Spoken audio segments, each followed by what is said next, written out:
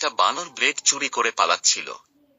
সেই দোকানের মালিক বানরটাকে ধরে গরম পানিতে ফেলে দেয়। অসহায় বানর কষ্টে কষ্টে তার বাড়ি ফিরে আসে এবং সেই ব্রেড তার বাবাকে দেয়।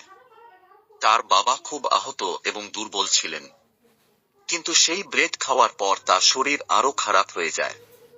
ছেলেটি জঙ্গলে যায় ওষুধি গাছ খুঁজতে, কিন্তু সে জানত না জঙ্গলে একটা ভয়ঙ্কর জন্তু ওত পেতে আছে।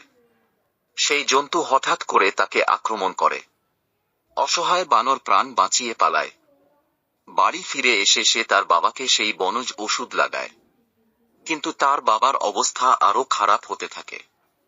বানরটা ডাক্তারের কাছে যায়, কিন্তু হাসপাতালের প্রহরী তাকে মারধর করে তাড়িয়ে দেয়।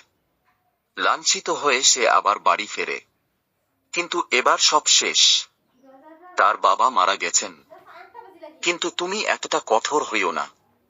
এই বানরের জন্য একটা লাইক তো দিতেই পারো। একটা বানর ব্রেড চুরি করে পালাচ্ছিল।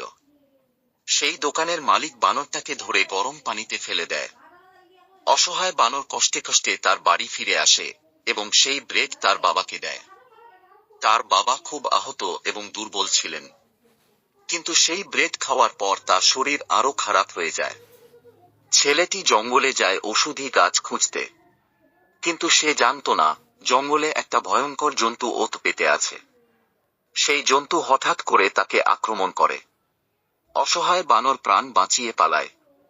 বাড়ি ফিরে এসে সে তার বাবাকে সেই বনজ ওষুধ লাগায়, কিন্তু তার বাবার অবস্থা আরো খারাপ হতে থাকে।